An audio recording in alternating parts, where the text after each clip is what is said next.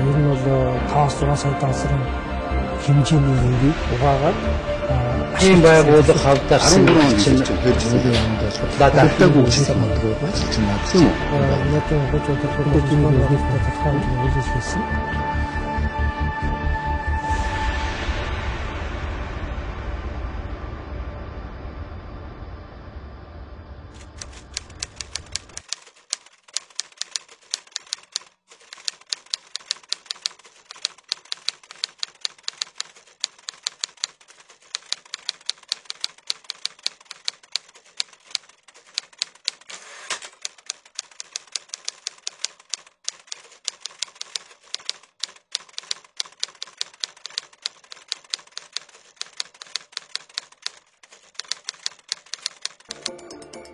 Одоогоос 2 жилийн өмнө 2011 оны 1-р сарын 7-ны өдөр Зам тээвэр барилах хот байгуулалтын яамны зам тээврийн бодлогын газраас улсын мөрдөн байцаах газрын дарга цагдаагийн хорондоо инх төрд хандан Монголын иргэний агаарын тээвэр гэгдэх төрийн өмчит хувьцаат компани дайны эрсдлийн даатгал нэрээр Японд байрлалтай Bestwild Aviation Insurance Group руу жил бүр 1.2 сая $1 шилжүүлж байгаа с сэжигтэй асуудлыг тодруулахаар 5-ын 75 тоот хүсэлтийг гаргуулсан байна.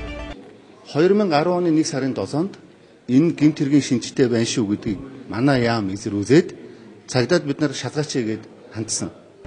Гэвч 32 хуудас хавсралт бүхий зам тээвэр барилах хот байгуулалтын яамныхны хүсэлт тодорхойгүй болж 2013 оны намар шинжилгээний засгийн газар байгуулагдаж цагдаагийн ерөнхий газрын удирдлага өөрчлөгдсөнөөр Мяд компани даатгалын талаарх асуудлыг хөндөх боломж нээгдэж ихээхэн хэмжээний мөнгө угаасан ноцтой хэрэг ил гарсан байна.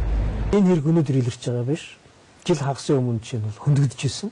Тухайн үед байсан хууль зүйн сайд болон дарчсан л байхгүй. Ийм байгууллага хавдарсан гэдэг чинь худлаада цагдаагийн байгууллага хэргийг хавдарна гэж байдгүй. 13 онд эзэр чинь 2 жилийн дараа дарагдаагүй гэж хэлэх юм уу? Тийм үү? Энд чинь төр солигдож, цагдаагийн дарга солигдож энэ хэрэг гарч шин. Хуулийн яамд бол ёстой падгүй ажиллаж наадах чинь юм байгаа юм да. Бид нар бүх баримтанд байж лээ шин. 10 онд бид нар энийг шалгаж өгөөч гэдээ өгсөн. Улс төрийн хүсэл эрмэлзэл байхаас гадна нэр зэрэг шаардлагатай юм байна. Ямар нэгэн байдлаар юунд барьцаалагдахгүй байх гэдэг нь чухал юм байна гэдгийг харуулж байгаа. Тэр дундаа хууль зүйн сайд явдаг шүү дээ. Хуулийн байгууллагууд чинь ингээд бүр шантарсан байна шүү дээ. Тодорхой хэрэгүүдийг шалгаад явдаг, баримтжуулаад бичүүлээд авдаг, дарчдаг. Эсвэл наатах зогсоог л айлган сөрдүүлдэг. Тэрийг үгэнд нь орохгүй зүгээр л халаа хийчихдэг. Хуурамч даатгалын гэрээг байгуулах замаар мөнгө зөвчүүлэх аргыг анх сэдсэн хүн нь Мяд хувьцаат компани гүйцэтгэх сахирал байсан Эрдэнэ Билэг байсныг мөрдөн байцаалтын явцад тодруулаад байна. Эрдэнэ Билгээс Мяд хувьцаат компани гүйцэтгэх сахирлын албыг хүлээн авсан Бат Эрдэнийн үедч мөнгө шилжилдгээр нь шилжиж, санаачлагчид халаасалдгаараа халаасалж байж. Бат Эрдэнээс Мяд хувьцаат компани гүйцэтгэх сахирлын албыг хүлээн авсан орхонч өргөлжилүүлэн завшиж байсан байна. Мяатын удирдлагад байсан 3 сахирлын үед дайны эрсдлийн даатгалын хураамж нэрээр нийтдээ 15 тэрбум төгрөг завьсны 9 тэрбум нь Bestwild Aviation Insurance Group-ийн дансаар шилжсэн байна. 2001 оны 9-р сарын 11-ний террорист халдлагын дараа иргэний агаарын тээврийн онгоцыг барьцаалах болон дайн байлдаантай нутаг дэвсгэр дээгүүр өнгөрөх үеийн болон эрсдлийн даатгалын хэмжээ өсч анхаарал татах болжээ. Энэ үед Эрдэнэ Билэг Мяд хувьцаат компани ерөнхий захирлаар томилогдоод байсан бөгөөд дайны эрсдлийн даатгалыг ашиглан мөнгө гулсуулах мэрэгэн санаа анхлан түнд төрсөн байна.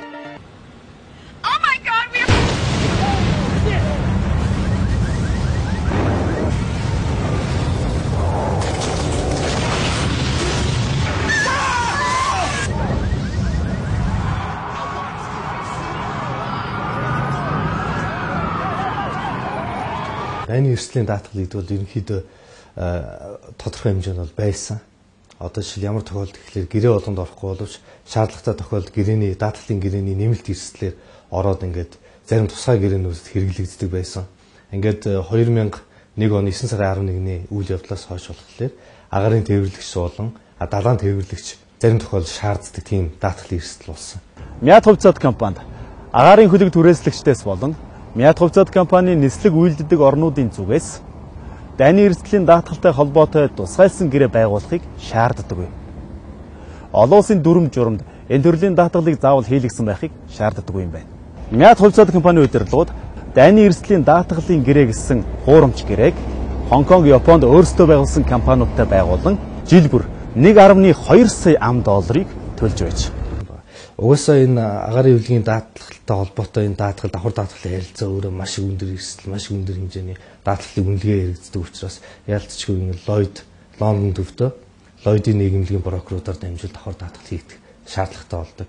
Тэдгээр гэрээнүүдэд компани хаяг болоод гэрээ байгуулсан огноо байгуугаас гадна олон улсын давхар даатгалын Lloyd байгууллагад бүртгэлгүй мөн Хонконг, Японы эрх бүхий байгууллагаас зөвшөөрөл аваагүй нь тогтоогдов. Тийм болохоор энэ компани албан ёсны биш болж таарч байна. Гэлээч дайны эрсдлийн даатгалын хураамж авч эхлэх тухай Эрдэнэвлэгийн тушаал гарч олон улсын нислэгээр зорчиж буй зорчигчдоос 2001 оны 10 дугаар сарын 22-ны өдрөөс эхлэн $5 Америк даатгалын хураамжийг билетийн үнэнд шингэн авах болжээ.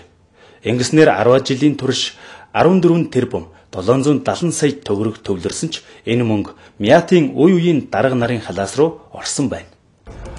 Дайны эрсдлийн даатгал нэрээр мөнгө угаах ажиллагаанд Эрдэнэвлэг өөрийн төрсөн дүү Мандах баяр мөн төрсөн ах Эрдэнэ баяр нарыг татан оролцуулж Хонконгод хуурамч компани байгуулуулан тэр дансаар өөрийнхөө дөөөрсөн мөнгийг шилжүүлдэг байж.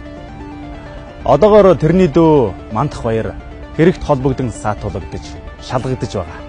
Эрдэнэвлэг одоогийн Билүүсгэд самхагийн доор өөрийн эзэмшиж байсан 2 давхар тохиролцооны дэлгүүрийнхэн эзэмшлийн бичгийг тэр үед ерөнхий сайд байсан Намбарын энх баярт бэлгэлснийхээ дараахан Монголын иргэний агаарын тээврийн захирлаар очсон байна. Тэрээр өмнө нь улсын хурлын дараагасан энэ вшийн ивэлдор Монгол ардын хувьсгалд намд орж гээ алтан зэрэг хүмүүстэй шадарлаж Апу хувьцат компани дэд захирлаар томилогдсон очжээ. Монгол улсын ерөнхийлөгч асан Намбарын энх баяр нэгэнтээ хэвлэлээр Апу хувьцат компани хувьчлалыг жижиглэн багцаар явуулбал 500 сая төгрөгийн авилга өгнө гэж хүн хэлсэн. Гэхдээ би аваагүй гэж мэдэгдэж байсан. Тэрхүү авилга өгсөн эзэн нь Эрдэнэвлэг байсан байна. Эрдэнэвлэг ерөнхий сайдад газраа бэлгэлсний дараахан ерөнхий сайдын эхнэр Цолмон мөн Цолмонгийн ойрын хүн Мягмар жаргал нартай дотонсож хамтран ажиллаж эхэлсэн байна. Эрдэнэвлэгийн удирдлагын дор ерөнхий нягтлан бодогчоор ажиллах болсон Баясгалан хэмээх багш эмэгтэй дайны эрсдлийн даатгалын хураамжийн орлогыг мөнгө угаах ажиллагааг Эрдэнэвлэгийн зааврын дагуу эхлүүлсэн байх юм. Тэд даатгалын мөнгө угаахаас гадна 800 сая төгрөгийн ажил үйлчилгээг тендергүүгээр шалгаруулж Мят компанид шахаж байсан нь шалгалтын явцад тогтоогдсон байна. 2004 оноос эхлэн засгийн газрууд ээлжлэн солигдож Эрдэнэвлэгийн суудал ганхаж эхэлсэн байна.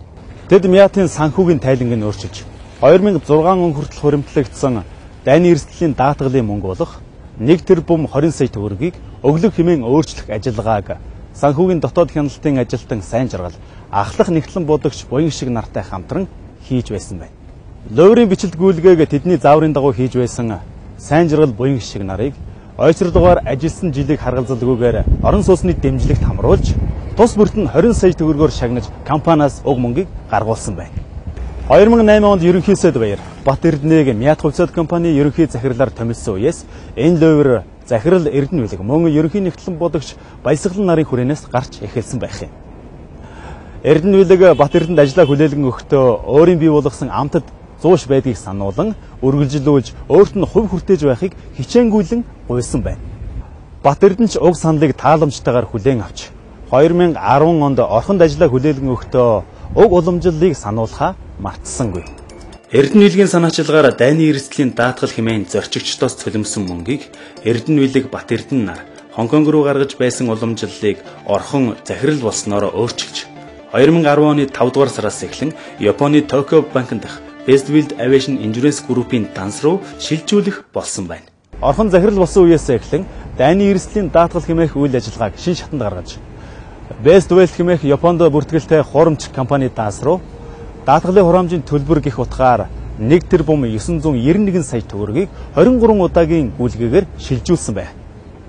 Цагдаагийнхан уг өмрөөр Японд очиж Bestfield компанийг хайж дайны эрсдлийн даатгал гэх нэрээр зорчигчдоос $5 хууль бусаар авч яана гэсэн асуудал гарч ирэхдээ зэрэгцэн орхон 2011 оны 4-р сарын 11-ний өдөр B335 гэх тоо тушаал гаргаж дайны эрсдлийн даатгалын хураамжийг 2011 оны 1-р сарын 1-ээс эхлэн Мят компани тээвэрлэлтийн орлого болгон бүртгүүлэхээр арга буюу шийдсэн байна.